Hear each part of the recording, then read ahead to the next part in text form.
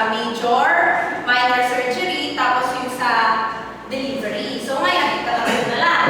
Tatlong minor surgery, tatlong major surgery, tatlong assist sa delivery, tatlong actual delivery, tsaka tatlong newborn care. So ituturo naman yun sa inyo sa mga susunod nyo pang years. So ngayon, ino-orient ko na kayo para ready kayo sa mga mangyayari sa mga susunod pang step.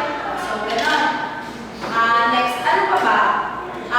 Ito, since first year pa lang kayo, siguro wala pa sa isip niyo yung mga board exam. Pero isa yan sa mga major na kailangan natin paghandaan as nurses. Kayo kaya class. So, importante ito kailangan mag-focus kayo dito. So, sa board exam, dati, yung tinatawag natin unlimited, pwede kayo mag-take kahit pumagsa kayo, kahit na best mo gusto mag-take.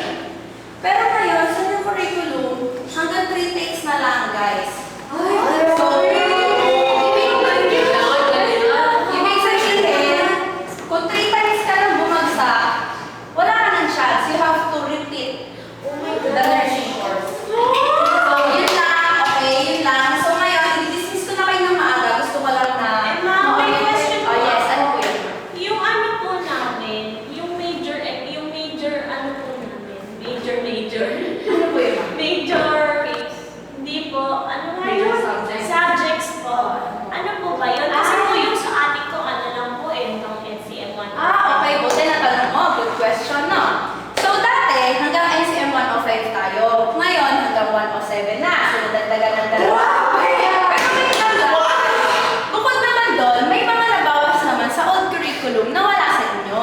Just like healthcare 1 and 2. So, parang instead of healthcare 1 and 2, ang ipinalit, dinagdagan ng NCM 106 and 107. Pero the same lang din naman yung pag-aaralan nyo. Yun lang, sa yung curriculum, medyo may i-a-advance na subject. Kagaya natin, ang old curriculum, 3rd year pa sila nag-start mag-duty sa hospital. Pero ngayon, 2nd year pa lang, ma-experience nyo na yung mga yan. Second year! Gusto ko ng second Di ba yung copying po namin, ma-advance? Oh yes, of course.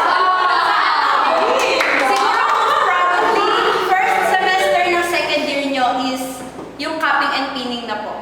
Kasi by midterm ng second year first sem, may plano na kami na i-expose na kayo sa different line-ins. So kailangan nakapag-capping and pinning na po kayo. May other questions pa po ba? Wala na. Okay na, clear na? Okay naman, di ba? So, dapat maging prepared, iwas muna sa mga ibang gawain at kailangan nating pagbutihin para hindi sayang ang matrikula ng parents nyo. So, yun lang. Okay, dismiss na po. Bukas na po yung start ng regular classes natin. Thank you so much po. Thank you.